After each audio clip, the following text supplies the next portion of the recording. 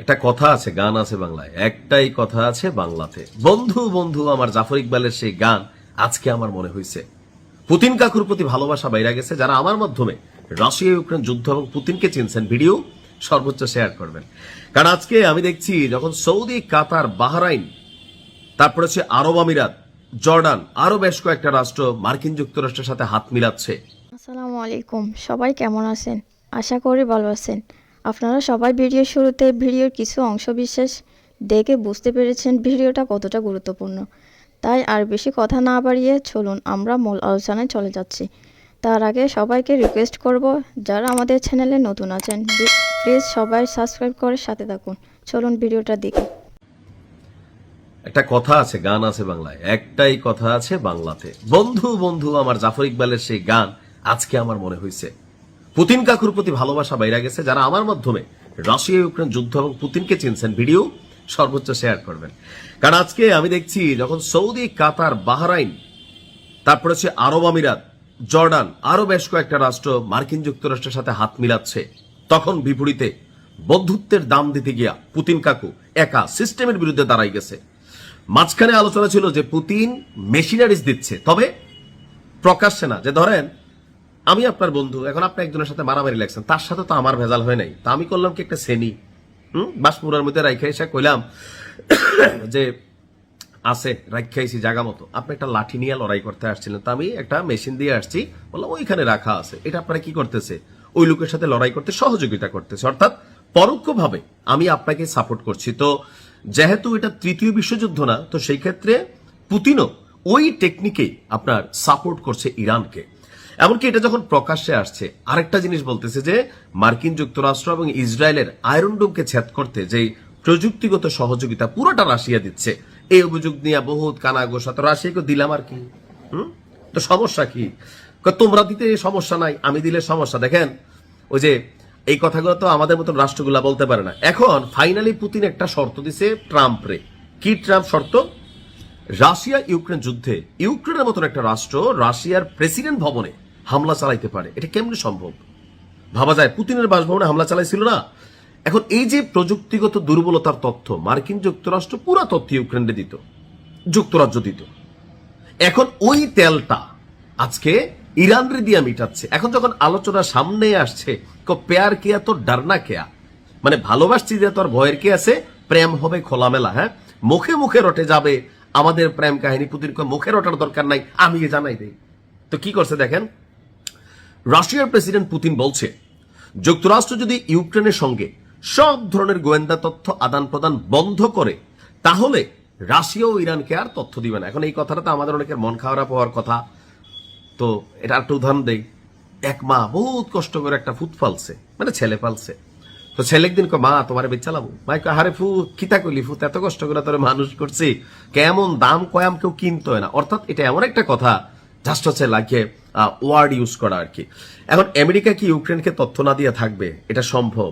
ইউক্রেনরে Putin বড়াই ফেলবে না, নেটোকে বাস দিয়ে দিবে না, এখানে আমেরিকা জীবনও এই শর্তে রাজি হবে না। তো পুতিনও বলতেছে যে এমন এক শর্ত দিচ্ছে, যদি তোমরা ইউক্রেনরে ছাইরা দাও, তথ্য দেওয়া ইউক্রেনরে আমি খাইয়া ফেলি, তাহলে তোমরা ইরানের সাথে কি করো না করো আমি কিছু কম না। এখান থেকে বোঝা যায় যে পুতিনের এই কথাটার দুইটা মিনিং, অর্থাৎ এক ঢিলে দুইটা করছে।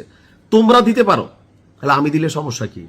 আমরা তো এটাই বলি, ইরান ইরানের টাকা দিয়ে চলতেছে, তাদের টাকা দিয়ে তারা ব্যবসা বাণিজ্য, অর্থনীতি, মহাকাশ নীতি, প্রযুক্তি নীতি, ধর্মনীতি, সামরিক, বেসামরিক, তারা তাদের রাষ্ট্র ডেভেলপমেন্ট করতেছে, পারমাণবিক সক্ষমতা বাড়াচ্ছে, আমেরিকা তো বাড়াচ্ছে, চীন বাড়াচ্ছে, রাশিয়া বাড়াচ্ছে, ওইটির সমস্যা নাই। আমরার তারা করলে সমস্যা। কারণ কি? তারা হদ্দার, আসানা এলাকার মধ্যে হদ্দার। তো এই হদ্দাররার বিবৃতি তো কেউ কথা কইতে পারে না। এখন দুই হদ্দারে লাগছে। হদ্দার মানে হচ্ছে সর্দার, কুমিল্লার ভাষায় আমরা বলি হদ্দার। তো এই জায়গা থেকে রাশার যে বক্তব্য যে তোমরা যেদিন বন্ধ করবা আমরা দিন বন্ধ করবো, এর আগে শুধু তথ্য যাবে আর ইরান খেলবে। অর্থাৎ সবকিছু মিলিয়ে আলহামদুলিল্লাহ আমার কাছে মনে হচ্ছে আর বেশি দিন দূরে নাই, ইরানের বিজয় সুনিশ্চিত হবে ইনশাআল্লাহ। আসসালামু আলাইকুম। সালামু আলাইকুম, ঈদ মোবারক। পবিত্র ঈদ উল ফিতরের জন্য আপনাদেরকে অগ্রিম ঈদের শুভেচ্ছা। এর পাশাপাশি ইরান ইসরায়েল যুদ্ধে আজকে ইরান যে সফলতা অর্জন করেছে, যদিও অনেকটা আহত এই কারণে যে তাদের যেই নেতৃস্থানীয় মানুষগুলো আছে, একের পর এক প্রত্যেকটা মানুষকে শাহাদাত বরণ করতে হচ্ছে। আর প্রত্যেকটা মৃত্যুই যেন ইরানকে নতুনভাবে শক্তিশালী করে, আর এরপরে ইরান যে অ্যাকশন ঘটায় সেখানে ম্যাসিভ সফলতা আসে। কথা বলছি এই কয়েকদিন যাবৎ যে যুদ্ধ চলছে এর মধ্যে খুবই গুরুত্বপূর্ণ, আমি মনে করি ইরান যদি এই যুদ্ধে ধরেন 5টা বড় ধরনের সফলতা অর্জন করে, এর মধ্যে এটা একটা কাউন্ট হতেই পারে। ইসরায়েলি পুলিশ সাইবার প্রযুক্তি কেন্দ্র, দেশটির উত্তরাঞ্চলে অবস্থিত অস্ত্র উৎপাদনের স্থাপনা, এছাড়াও বেশ কয়েকটি স্থাপনায় অভিযান চালিয়েছে ইরান।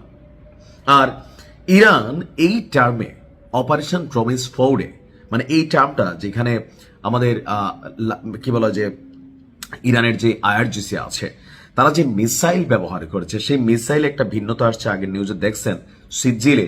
তো এখানে সিজিল টাইপেরই আপনার কোন একটা ক্ষেপণাস্ত্র নিক্ষেপ করেছে ইরান গতকালকে। আজকে ইরানের আধা সরকারি বার্তা সংস্থা তাসনিম নিউজ এজেন্সি তাদের যে প্রতিবেদন সেটা বলছে যে আজকে সকাল থেকে শাসক গোষ্ঠীদের সাইবার প্রযুক্তি কেন্দ্র এবং রাফায়েল নামক এলাকায় যে অস্ত্র উৎপাদন কেন্দ্র আছে সেই ভবনগুলোকেই লক্ষ্যবস্তু করেছে ইরানের সেনাবাহিনী। আর আপনারা জানেন যে ইরান প্রযুক্তিতে ইসরায়েল থেকে অনেক পিছিয়ে আছে, এটা আমরা স্বীকার না করার কোনো সুযোগ নেই। তো ইসরায়েলের যেটা মূল শক্তি সেটা হচ্ছে প্রযুক্তি। ইসরায়েলের প্রযুক্তিতে খুব মার্কিন যুক্তরাষ্ট্র ভয় পায় যে তাদের কোথায় কোন নজরদারি চলে। তো সেই প্রযুক্তিকে যখন ঠকে দেয় ইরান, তাহলে বুঝতে হবে ইরানে ইসরায়েলের যে ব্যাকবোন আছে সেটাকেই টার্গেট করেছে। এর পাশাপাশি অস্ত্র উৎপাদন কেন্দ্র, যদিও ইসরায়েল খুব বেশি অস্ত্র উৎপাদন করে না, তবে ইরানের সাথে লড়াইকে চালিয়ে যাওয়ার জন্য তার বাবা যারা আছে মার্কিন যুক্তরাষ্ট্র, চাচা যারা আছে ইউরোপীয় ইউনিয়ন, তাদের সহযোগিতার পাশাপাশি ইসরায়েল যেটা করে কিছু অস্ত্র ক্ষেপণাস্ত্র তারা উৎপাদন করে। তো যতটুকু উৎপাদন করে, যেখানে উৎপাদন করে, এর মধ্যে রাফায়েল নামক যে অস্ত্রগুলো আছে খুবই অত্যাধুনিক প্রযুক্তির। তো এই এলাকাটাকে এবার টার্গেট করে অভিযান চালাইছে। আপনার দেশটির সেনাবাহিনী বলছে ইসরায়েলি ভূখণ্ডের একটি অস্ত্র নির্মাণ কমপ্লেক্সে ক্ষেপণাস্ত্র হামলা এবং ড্রোন হামলা চালিয়েছে ইরান। ইরানের সেনাবাহিনী বলছে যে ইসরায়েলের সাইবার প্রযুক্তি কেন্দ্রের মধ্যে খুবই গুরুত্বপূর্ণ ইসরায়েলি বাহিনীকে গাইডেড ওয়েপন সিস্টেমের সফটওয়্যার এবং হার্ডওয়্যার সরবরাহ করছে এই প্রতিষ্ঠানটি। এছাড়া ইরানের জনবহুল কেন্দ্রে হামলার উদ্দেশ্যে কৃত্রিম বুদ্ধিমত্তামূলক যে আধুনিক প্রযুক্তি এবং সরঞ্জাম এখান থেকেই আপনার সাপোর্ট করা হয়। আর সেই কারণে ইরান বেছে বেছে এই জায়গাটাকে টার্গেট করেছে। অর্থাৎ আজকের দিনে এক ঢিলে দুই পাখি শিকার করেছে।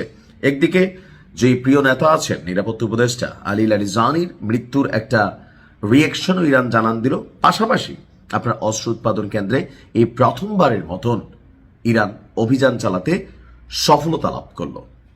এটা খুবই ম্যাসিভ একটা সফলতা আমি মনে করি। এখন ইসরায়েলের মধ্যে একটু ভয়ভীতি কাজ করবে, তাদের যে প্রতিষ্ঠানগুলো আছে সেগুলোকে তারা প্রটেক্ট করার সর্বোচ্চ চেষ্টা করবে। তবে ইরানের সিজিল, আমি আর একটা ভিডিও করছি, ওটা দেখে নেবেন যে কি জিনিসটা ভাই। এটা খালি সাপের মতন না, এটা ওই যে সুতা সাপ আছে না, আগে আমরা ছোটবেলায় শুনতাম যে এক গাছের থেকে উড়ে আরেক গাছে চলে যায়, এরকম সুতা সাপ টাইপের জিনিসটা। Best of luck Iran.